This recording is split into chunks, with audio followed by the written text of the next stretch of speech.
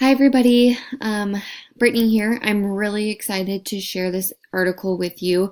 I took a lot from it, and I'm hoping to get some of this back to my teammates to share with them, and hopefully, this will help us meet some of our goals this year.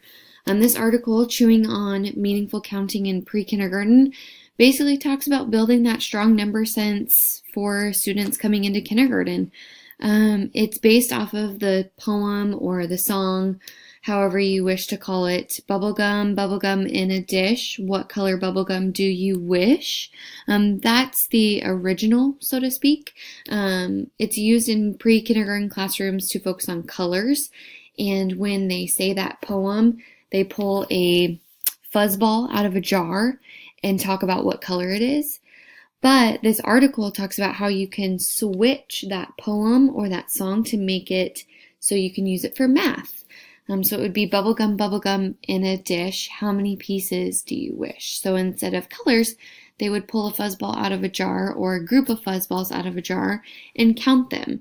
That helps them build on that counting and that number sense and that one-to-one correspondence. And it really kind of clumps all of that into one fun activity. So interesting to know that most pre-kindergarten children can recognize and name their colors, which I mentioned earlier. Changing this poem to focus on cardinality would really help with those building that strong foundation for math. One really big takeaway I took from this was right here. Children cannot learn solid math skills like cardinality and one-to-one correspondence by chanting numbers in a whole group setting. We do this a lot in kindergarten. We chant our numbers in a whole group setting. Kids need an opportunity to engage with materials that they can touch and count. They learn best when they can touch things and say them and relate that verbal with that touch. It helps them grasp that concept better.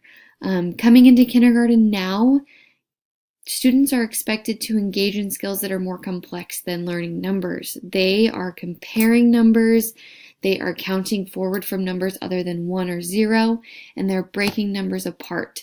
We don't spend a whole lot of time on number sense coming into kindergarten. They are expected to be able to do those complex things within a few weeks after starting school. It's very, very tricky, and it's hard for me as a teacher to keep going with that, knowing that my students don't all know their numbers. It's very tricky. Previous research has shown that early math skills are better predictors of later school success than measures of reading, attention skills, or socio-emotional behaviors. This was a hard thing for me to read. Math is hard. I had a hard time with math. And early math skills are so important. Building that foundation is only going to help a student later on. If a student doesn't have that number sense, they're going to struggle. I stress this to my parents of my kiddos, to coworkers. It's so important for them to have that strong foundation for them to be successful in math in kindergarten because we're doing so much more. Down here, it talks about a study that a teacher did in her classroom to help her students understand one-to-one correspondence, and it was a little bit of a refreshing moment for me. It says right here that she chose a student each day to do the counting and asking the child to move around the room, touching one friend as he or she counted. That is how this teacher took attendance. I do something similar. Rather than doing it with attendance, I do it with our lunch count. All of my kids put their lunchbox in a lunch tote. So I have a student count how many lunch boxes are in our lunch tote on every day. And then we do the subtraction from our total students and how many kids had a lunchbox. And we figure out then how many hot lunches we have. So it's kind of the same thing, just a little bit different. It's adding math wherever I can to help my students grasp that.